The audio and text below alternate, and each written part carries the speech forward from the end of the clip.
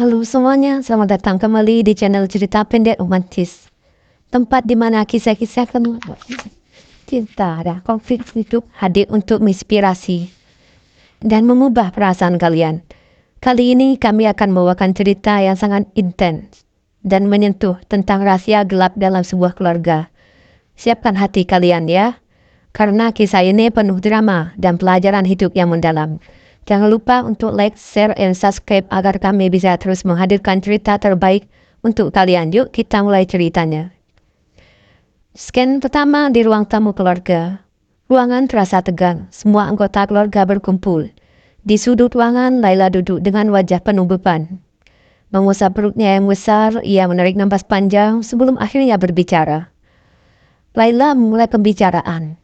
Aku tidak bisa terus diam. Semua ini harus dihentikan. Lalu Ibu Rina, ibunya Laila, Laila, ada apa? Kenapa kamu terlihat begitu tertekan? Laila menjawab, karena aku mengandung. Lagi ini sudah ke-6 kalinya, Bu. Pak Damarahnya apa maksudmu, Laila? Jangan bicara sembarangan.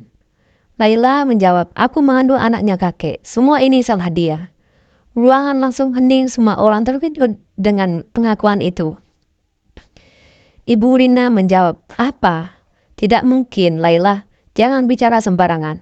Kakek Rahman pun menjawab, omong kosong apa ini? Kau gila, Laila. Tuduhanmu tidak masuk akal. Laila kembali menjawab, kakek berhati berpura-pura. Semua itu terjadi karena kakek memanfaatkanku. Selama bertahun-tahun, kalian semua menutup mata saat aku minta pertolongan. Pak Damar pun menjawab, Rahman, ini tidak mungkin, benar kan? Katakan sesuatu.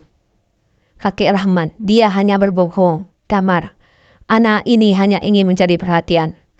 Laila pun kembali menjawab, berbohong maksudmu? Bagaimana dengan ancaman-ancaman yang selalu kakek lontarkan?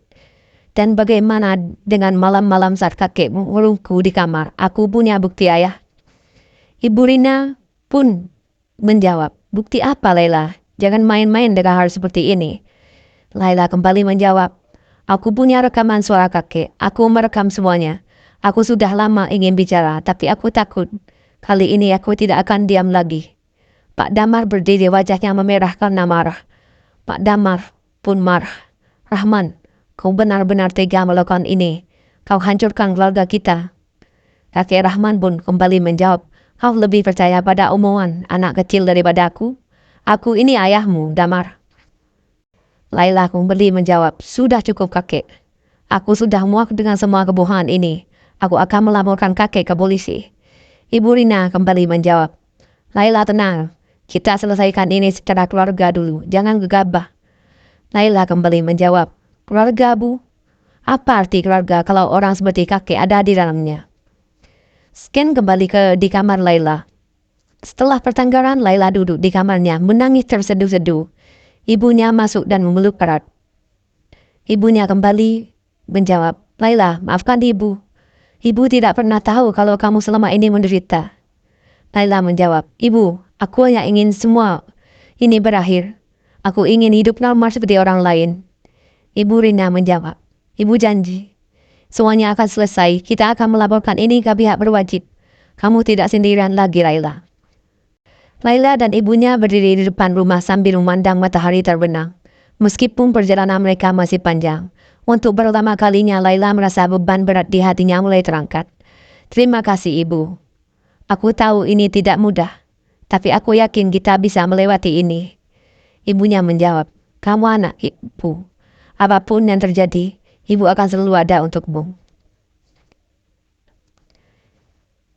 Laila dan Ibu Rina berdiri di depan kantor polisi, terlihat tegang tapi penuh tekad.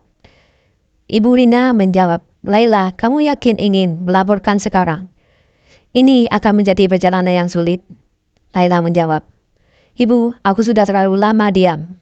Kalau aku tidak melakukan sekarang, aku akan terus hidup dalam ketakutan. Laila dan ibunya masuk ke kantor polisi secara berbicara dengan petugas. Mereka menyerahkan bukti berupa rekaman suara dan beberapa catatan. Petugas polisi berbicara, kami akan memproses laporan ini. Bu Laila, jika terbukti, pelaku akan dikenakan hukuman sesuai hukuman yang berlaku. Laila merasa lega. Tapi ia tahu perjuangannya belum berakhir. Sin kembali ke rumah. Setibanya di rumah, suasana menjadi tegang. Pak Damar berdiri di ruang tamu bersama kakek Rahman yang tampak marah. Pak Damar pun berucap, "Laila, apa yang sudah kau lakukan? Kau melaporkan ayahku ke polisi?" Laila menjawab, "Iya, ayah. Aku melakukan ini untuk kebaikan kita semua. Kakek harus bertanggung jawab atas perbuatannya." Kakek Rahman pun menjawab, "Kamu pikir polisi akan percaya padamu? Aku punya reputasi dan kamu hanya seorang anak perempuan yang ingin menghancurkan keluarga ini." Ibu Rina pun tinggal diam. "Rahman, hentikan. Jangan lagi menyalahkan Laila. Kami sudah punya bukti." Pak Damar pun menjawab, "Aku masih sulit percaya ini. Ayahku tidak mungkin melakukan hal sekeji itu." Laila kembali menjawab, "Ayah, aku tahu ini sulit, tapi tolong dengarkan aku. Aku adalah korban. Apa ayah lebih memilih melindungi pelaku daripada anak sendiri?" Pak Damar pun tidak bisa berkata apa-apa. Aku butuh waktu." Kakek Rahman berusaha meninggalkan ruangan, tapi Laila menghalanginya. "Kakek tidak akan lari dari sini. Kakek harus menghadapi hukum." Scene ketiga, sidang pengadilan. Berapa minggu kemudian kasus ini sampai di pengadilan. Laila memberikan kesaksian dengan penuh keberanian. Kakek Rahman mencoba menyangkal semuanya, tapi bukti yang diajukan terlalu kuat. Pengacara Laila pun berucap, terdakwa telah melakukan pelecehan dan ancaman selama bertahun-tahun kepada korban. Rekaman suara ini akan menjadi bukti yang tidak akan terbantahkan. Kakek Rahman mencoba membela diri. Rekaman itu palsu. Dia memanipulasi untuk menghancurkan nama baikku. Pak Hakim pun tak tinggal diam. Setelah meninjau bukti-bukti dan mendengarkan saksian, pengadilan memutuskan terdakwa bersalah dan dijatuhi hukuman sesuai hukuman yang berlaku.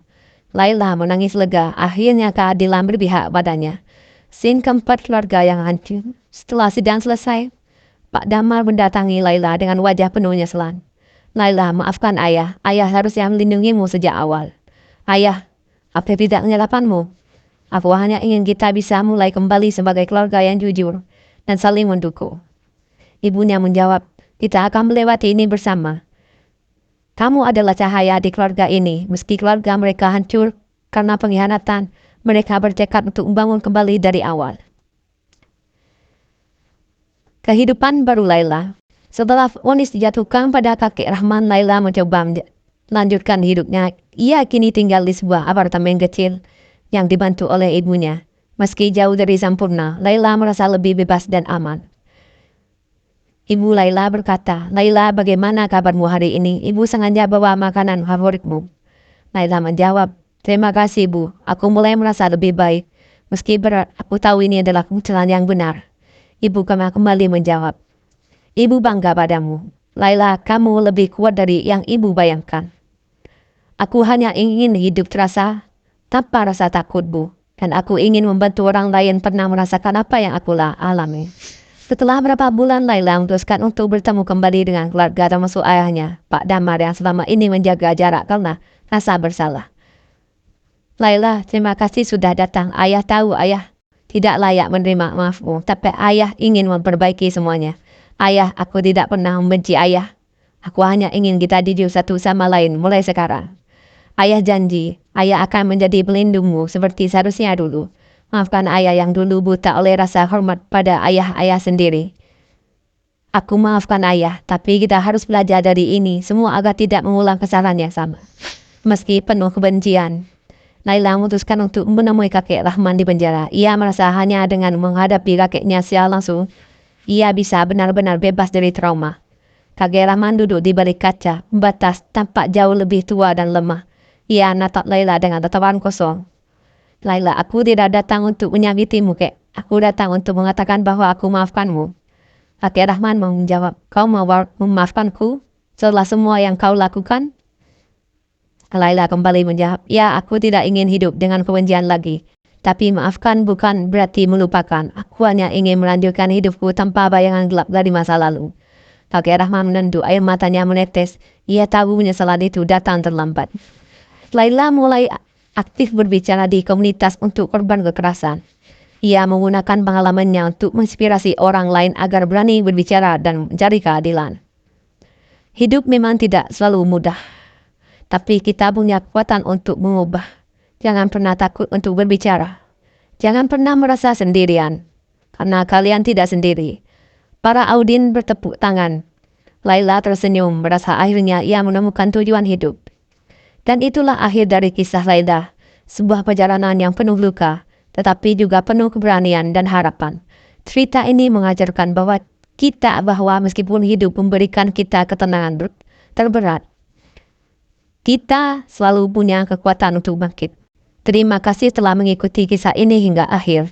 Jangan lupa untuk terus mendukung channel ini dengan like, share, and subscribe. Sampai jumpa di cerita berikutnya.